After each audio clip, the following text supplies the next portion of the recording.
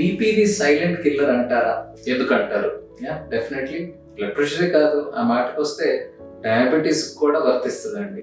Silent killer అంటే ఎందుకు అంటారు అంటే, ఈ బ్లడ్ ప్రెషర్, డయాబెటీస్ ముఖ్యంగా మనకి బాడీలోని రక్తనాళాల మీద దీని ఎఫెక్ట్ ఉంటుంది. బాడీలో రక్తనాళాలు ఎక్కడెక్కడ ఉంటాయి?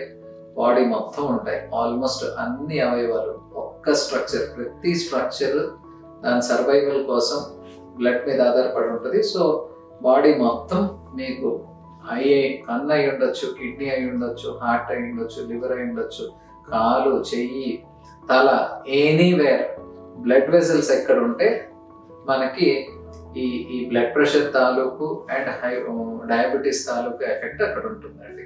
సో అందుకనే ఇది సైలెంట్ కిల్లర్ ఎందుకంటారు అంటే, సో బీపీకి కానీ డయాబెటీస్కి కానీ మీకు స్టార్ట్ అయినప్పుడు కనీసం కొన్ని సంవత్సరాల తరబడి మీకు దానికి సంబంధించిన నొప్పి కానీ దానికి సంబంధించిన సిమ్టమ్స్ మీకు ఉండకపోవచ్చు. సో ఏం సిమ్టమ్స్ ఉంటాయంటే, ఏ ఆర్గాన్ డ్యామేజ్ అయితే ఆ ఆర్గాన్ డ్యామేజ్కి సంబంధించిన సిమ్టమ్స్ మీకు తెలుస్తాయి. కానీ ఆర్గాన్ డ్యామేజ్ అనేది దీర్ఘకాలికంగా మినిమం అంటే 5 to 8 years, చాలా వరకు 8 to 12 years టైం పడుతుంది. అయితే ఆర్గాన్ డ్యామేజ్ అయిపోయిన తర్వాత వెనక్కి తిరిగి చూసుకుంటే మళ్ళీ అవి మనం రిపేర్ చేయడానికి ఏమి ఉండదండి. సో ఎప్పుడన్నా ఫస్ట్ టైం మనం డయాబెటీస్ కానీ హైపర్ టెన్షన్ కానీ ఐడెంటిఫై చేస్తే జరిగిపోయిన డ్యామేజ్ని మనం ఏం చేయలేం, కానీ జరగకుండా డ్యామేజ్ ఇక మీద జరగకుండా మనం కాపాడుకునే అవకాశం ఉంటుంది. సో చాలా మంది ఏంటంటే బీపీ ఉంటే కోపం వస్తుంది, బీపీ ఉంటే తలనొప్పి వస్తుంది, బీపీ ఉంటే కళ్ళు తిరుగుతాయి అంటే వాళ్ళకి వాళ్ళే చాలా సిమ్టమ్స్ ఊహించుకోవడం జరుగుతుంది. ఈ ఊహించుకోవడానికి కారణం మరి వివిధ రకాలైన ఇన్ఫర్మేషన్, వ్యాస్ట్ ఇన్ఫర్మేషన్ అన్నమాట.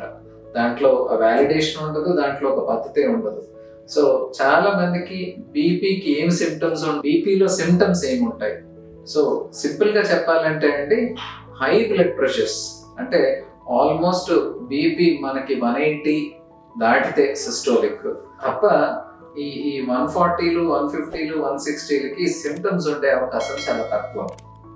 చాలా మంది కళ్ళు తిరగడం, తలనొప్పి వస్తుంది, ఆ కంప్లైంట్స్ ఈ కంప్లైంట్స్ చెప్తారు, కానీ బ్లడ్ ప్రెషర్కి డైరెక్ట్గా ఈ సిమ్టమ్స్ ఉండేవి చాలా తక్కువ. సో సిమ్టమ్స్ ఉండదు కాబట్టి చాలా మందికి నేను బాగున్నాను అనుకొని ఇయర్స్ కొన్ని ఏళ్ల తరబడి నెగ్లెక్ట్ చేస్తూ పోతూ ఉంటారు.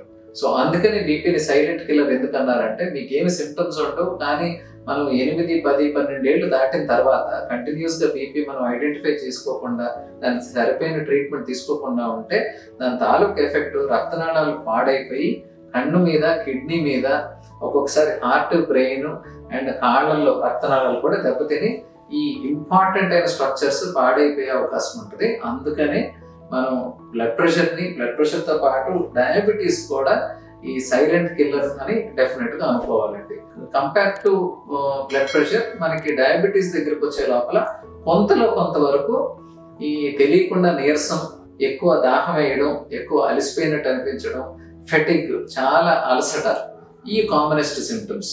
అది తప్ప మనం టిపికల్గా అక్కడ ఇక్కడ మనం అడపా వీడియోలో లేకపోతే పేపర్ ఆర్టికల్స్ చదివినట్టు డయాబెటీస్ అనగానే పుండ్లు మానవు, డయాబెటీస్ అనగానే చాలాసార్లు యూరిన్ వెళ్తారు, డయాబెటీస్ అనగానే మీరు టెక్స్ట్ బుక్లో చూసే సిమ్టమ్స్ అన్నీ మీకు ఉండాలి అంటే షుగర్స్ మీకు 250, 300 పైన ఉండాలండి.